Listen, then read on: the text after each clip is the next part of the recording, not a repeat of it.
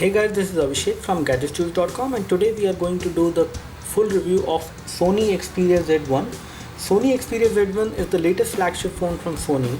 It has got the same 5-inch display which we have seen on Sony Xperia Z, and this one is also a kind of a water resistant phone. However, there is a good major difference in this phone and the Xperia Z in terms of the design, in terms of the overall to some extent the kind of feel which you have whenever you hold the device in one hand.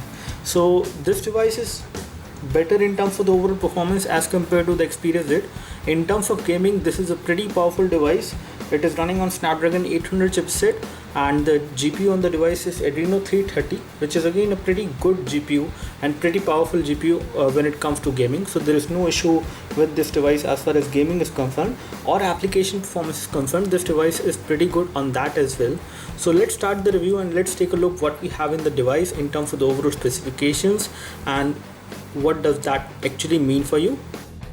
Now firstly, talking about the connectivity, this device supports only one SIM card as far as the functionality is concerned. So you can have one SIM card supported, which should be a micro SIM. And when it comes to the thickness of the device, it is around 8.5 millimeter in terms of the overall thickness, which is again not too high. The weight of the device is around 170 gram, which is fairly high as compared to the other 5-inch phones which we have in the market. But again, this one is solid in terms of the overall build quality. You have a nice metal, basically the aluminum chassis or the edge basically, which holds the phone together.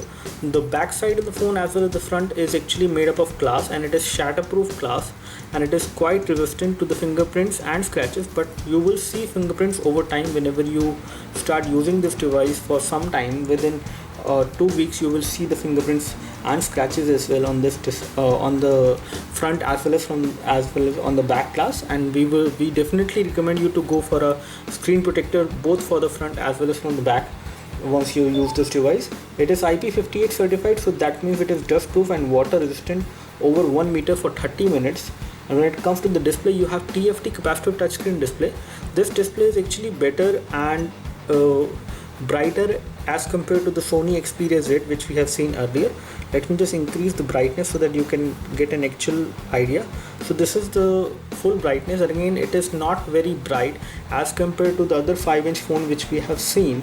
When it comes to the viewing angles are pretty okay on this device. You can view the screen from extreme viewing angles without any issues, and from vertical viewing angle there is slight fading of color which is happening. When it comes to the display, you have 1080 into 1920 full high definition display on this device, which gives you a pixel density of around 441 pixels per inch, which is again pretty good. It has like 10-point multi-touch supported. When it comes to other specifications, you have 64 GB of micro SD memory card supported on this device to expand the storage. The inbuilt storage of the device is around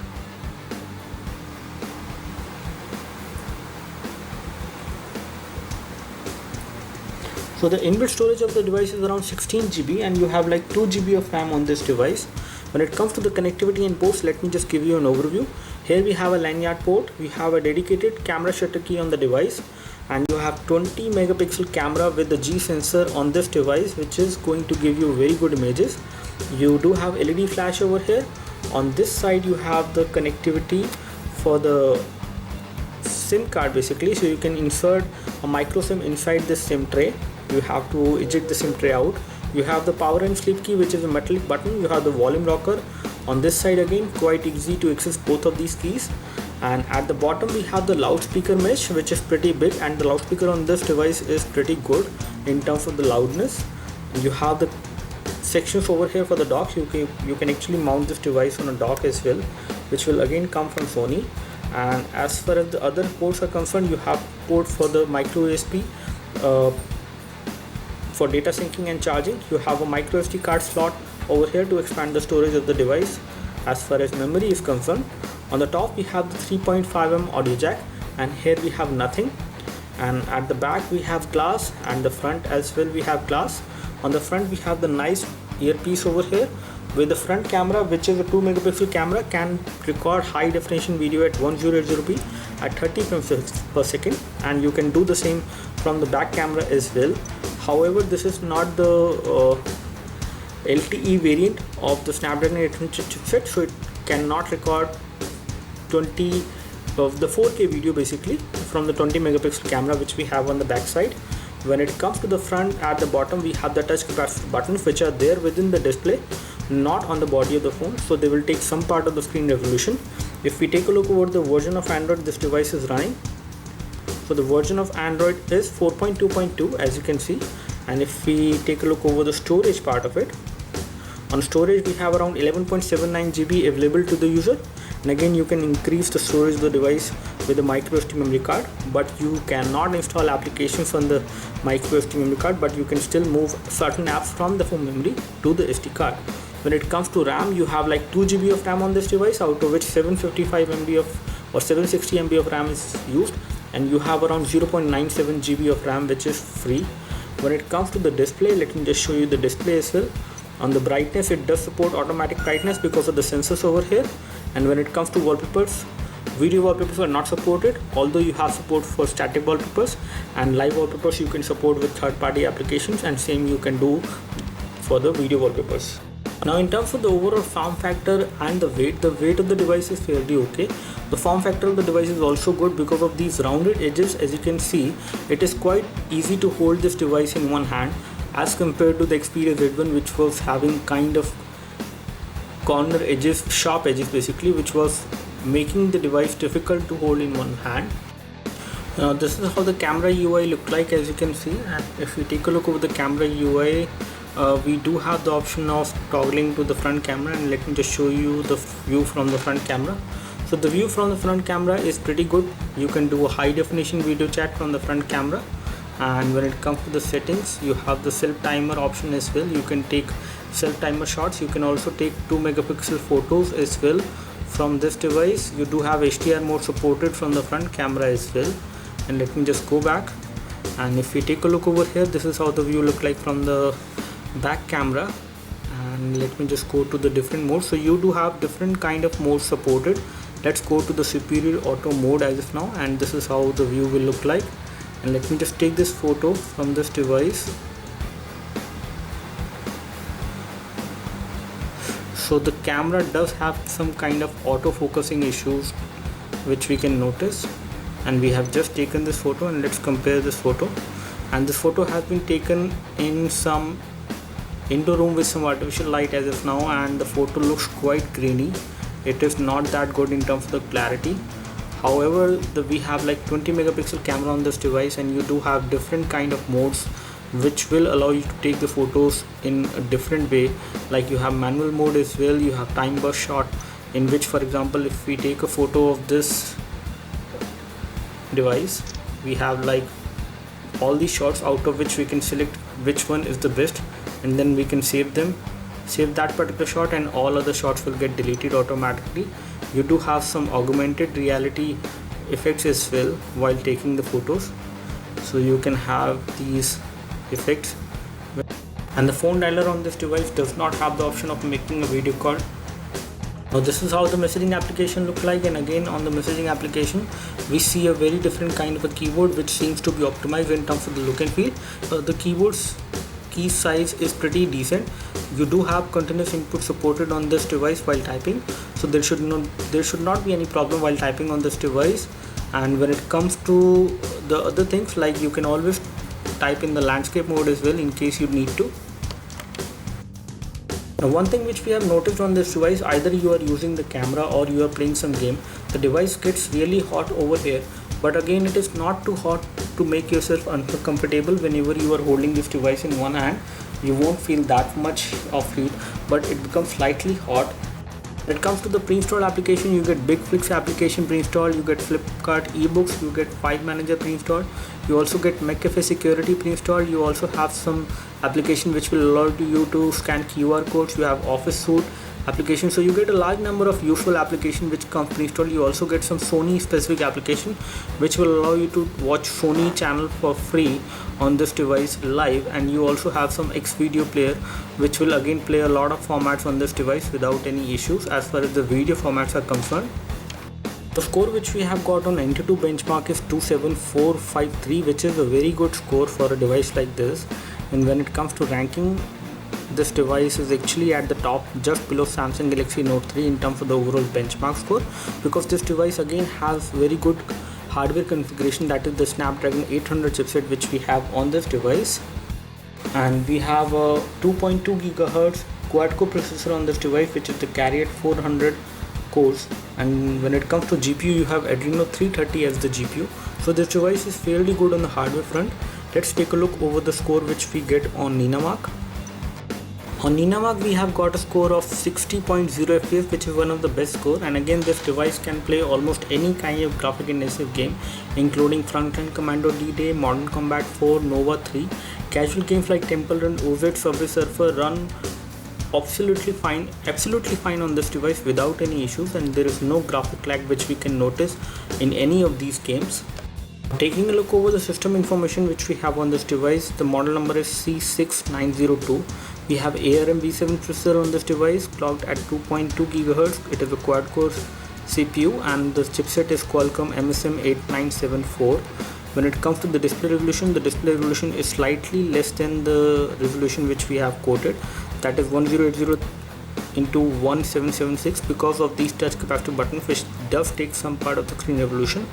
When it comes to the sensors, you have a large number of sensors on this device, including all these sensors. You have orientation, gravity, linear acceleration, rotation vector sensor. You have compass sensor as well on this device, and magnetic field sensor is also there. You have linear acceleration, orientation sensor, corrected gyroscope sensor as well on this device. Now the score which we have got in quadrant standard is 17001, and this is how the score look like for the CPU, memory, input output operation, 2D and 3D. Now we are playing a YouTube video from our channel. As you can see, the video is getting played in high definition format with the high definition resolution, and the video is playing in full screen without any black bars which we could notice. The overall sound which comes out from the loudspeaker is, let's see the sound as well.